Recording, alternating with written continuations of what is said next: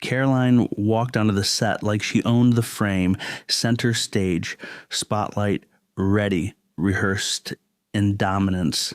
She expected applause, not resistance. But what unfolded was less debate, more reckoning.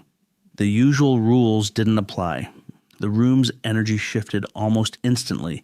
Stiff air, side eyes, and unblinking cameras. Something seismic simmered beneath the surface. Jasmine Crockett didn't move. She didn't need to. Her stillness spoke louder than the noise. While Karoline spun chaos with charm and speed, Jasmine stayed rooted, calculating, and just when the storm peaked, the tide turned. With perfect calm, Jasmine peeled back the curtain. One move, unseen, unfazed, a single sheet lifted like a blade. The moment cut through everything, noise, ego, even narrative. The cameras caught it all. Politics reborn, power redefined. This campaign memo, it's real, Jasmine declared, voice unwavering. Endorsed by Karoline's team, it targeted women of color not for their views, but their voices. Designed to paint us as irrational whenever we dared to speak up, Karoline faltered. Jasmine pressed on. This wasn't meant for the public eye, but someone sent it to me. I waited, verified. Now I'm speaking up. For all of us. Karoline lashed out. This is a trap. Lies. The room felt it, an old script unraveling. Karoline shuffled between outrage and retreat. Jasmine remained planted.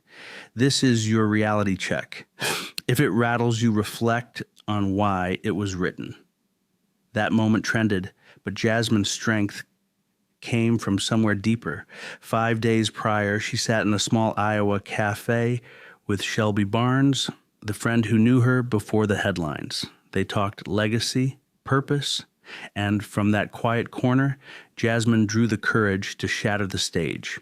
Shelby didn't wear power suits or walk Capitol Hill, but when she spoke, truth followed like thunder.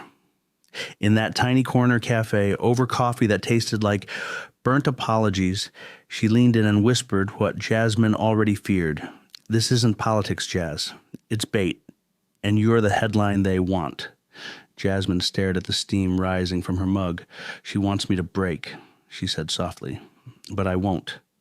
Karoline's attacks were never direct. She sliced with a smile, bled you with decorum. In hearings, on air, at dinners meant for diplomacy, she struck. Jasmine had endured it all, but this time the air shifted. 2 weeks ago, rumors turned to fire. Her name whispered behind closed doors. Then, the email.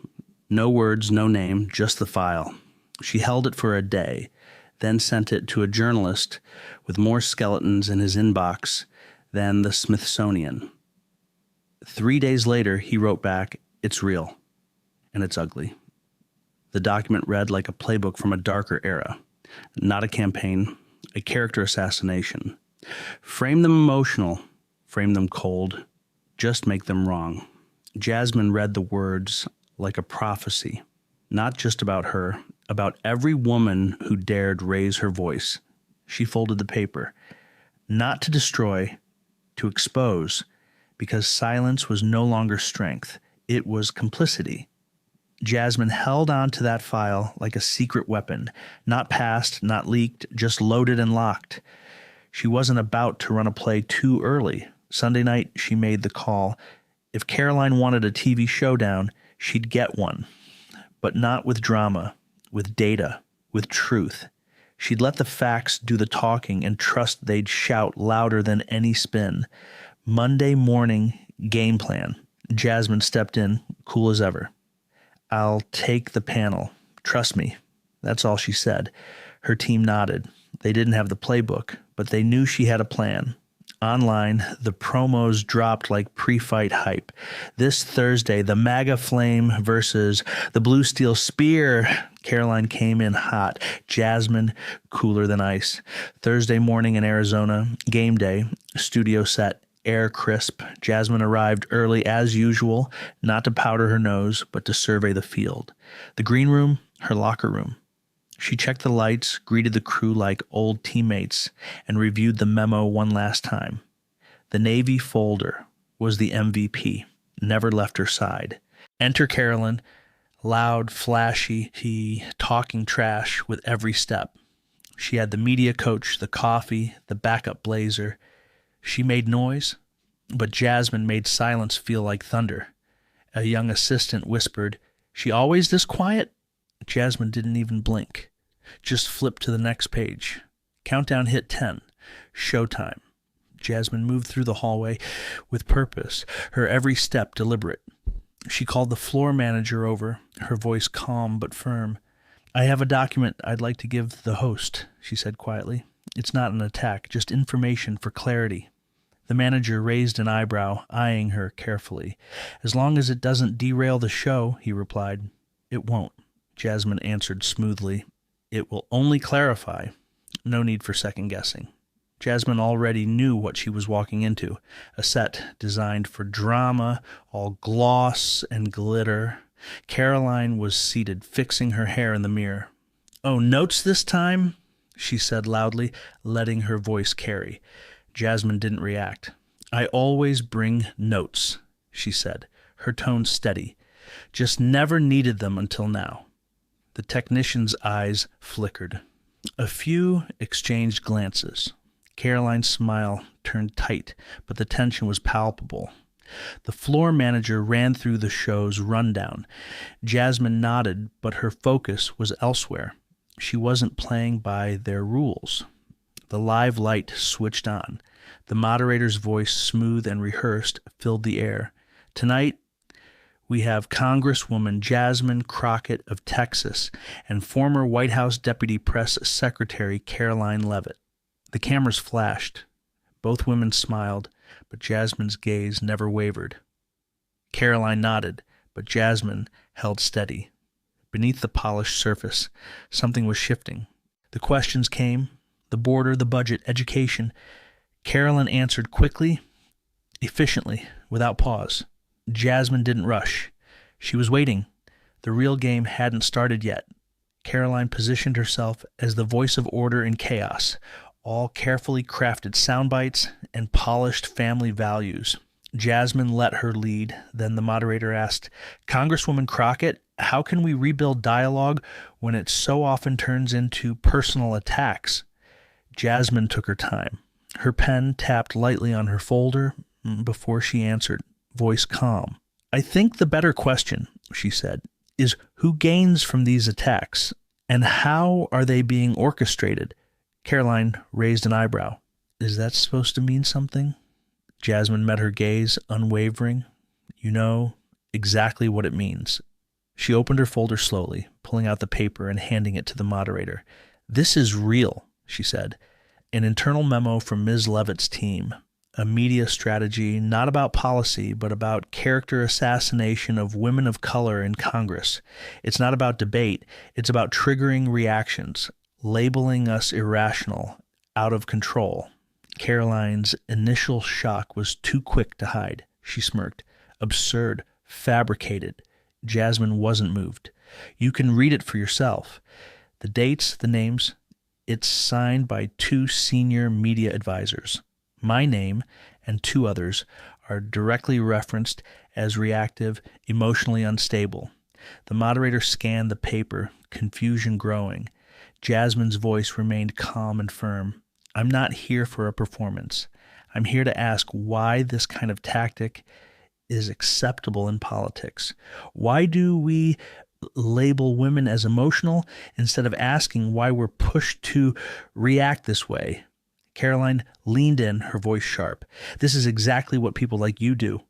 You turn everything into race, into gender. You've got no facts, so you cry foul. It's pathetic." Karoline's voice sliced through the tension in the room. The cameras were still rolling. Jasmine remained unshaken. "I'm not crying foul," she said calmly. "I'm presenting facts, and you're proving them." Karoline shot back, voice rising. "You set this up. You knew this would go viral. You don't care about the truth. You just want a headline." Jasmine raised an eyebrow, unfazed. "You're mad because now you're the headline." Karoline leapt to her feet. In the control room, a producer gestured to cut. but another shook their head. This moment was too valuable. The moderator tried to take control, but Karoline wouldn't relent. You baited me with a fake document. You only play identity politics because you can't win on policy. Jasmine leaned in, voice firm. Real debate requires honesty. If you want to win with ideas, don't hide behind manipulation. The show fractured. The moderator called for a commercial break, but the cameras kept rolling just a few seconds longer. In those fleeting seconds, history was made. The nation was watching live. Karoline stood, her hands trembling as she unclipped her mic. The poised figure who had walked in was gone.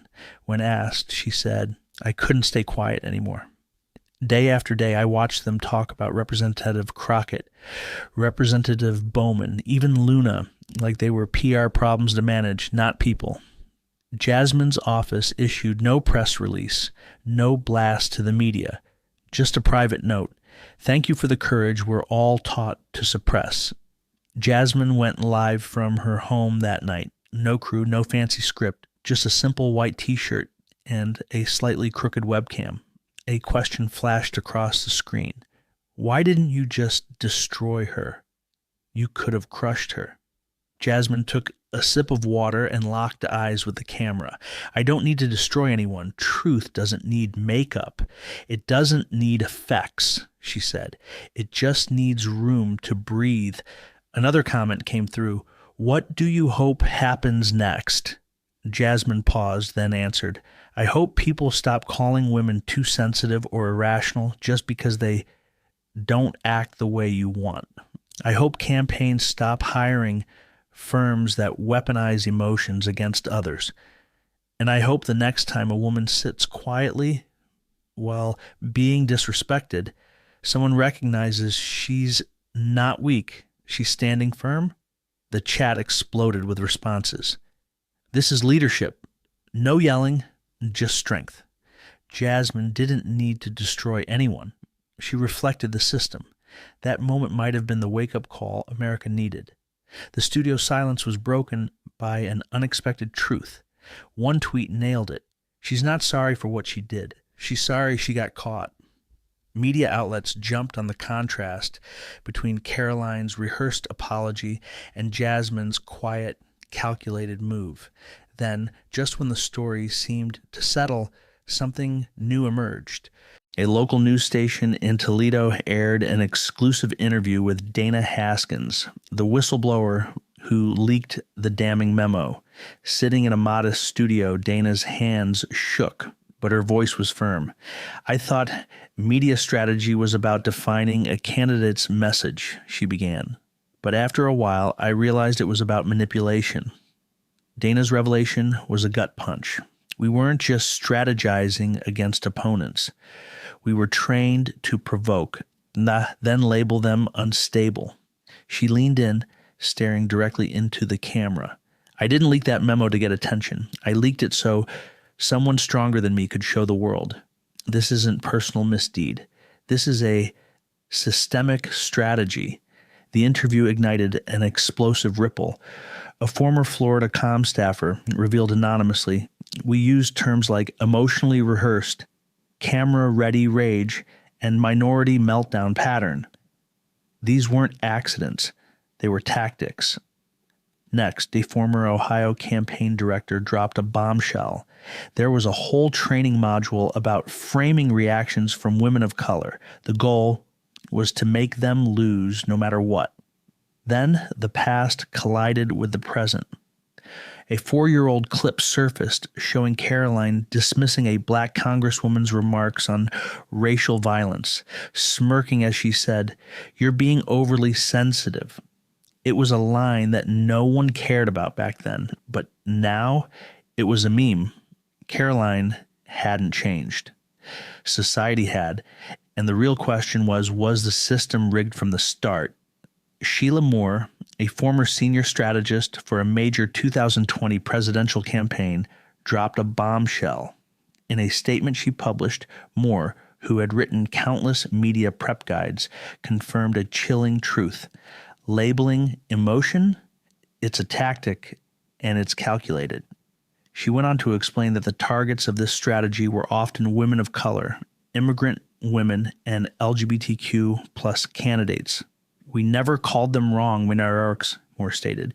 We called them hard to sell on TV. The post exploded, racking up over 3 million views in just 24 hours. The line between strategy and self-indictment had blurred. Meanwhile, Jasmine Crockett remained unchanged. No rebranding, no chasing the spotlight. She walked out, not as a winner of a debate, but as a walking symbol, quiet, steadfast, powerful. No glitter, just gravity. And maybe, just maybe, that was her greatest victory. Jasmine didn't leave that program as someone who merely won. She walked out as a statement, a living punctuation mark against the system. How many must be silenced before justice learns how to listen? With nothing but a navy blue folder in her hand, Jasmine became the embodiment of truth. No slogans, no hatred, just evidence, and nobody dared deny it. On a Sunday morning talk show, the host asked, "Have you ever felt wrongly punished? Have you ever been silenced?" Over 60% of the audience raised their hands, not because they knew Jasmine, but because they saw themselves in her story. On TikTok, one caption went viral. She didn't raise her voice, she raised the bar. In an Atlanta civics class, a teacher pointed at the screen and said, "You just witnessed history." And history isn't always written in blood or guns. Sometimes it's written in silence, the kind that speaks louder than any argument. A week later, Jasmine's office received an email from a 62-year-old woman in Mississippi. "I've never voted, but after that program, I registered." One YouTube commenter summed it up. "I used to think politics was about who could yell the loudest. Turns out it's about standing your ground. And perhaps that's the greatest gift Jasmine Crockett gave us. Not a victory, not a viral moment, but a mirror. A mirror in which anyone, be it a politician or a student, can ask, if the truth makes you angry, maybe the problem isn't the truth. Maybe it's the lies you've lived with. So if you see yourself in this story, share it, comment, subscribe. Don't let the truth go unheard. Justice never sleeps, and truth doesn't need permission to exist." While the noise grew louder, Jasmine Crockett's office remained quiet. No press conferences, no public statements, just a simple email.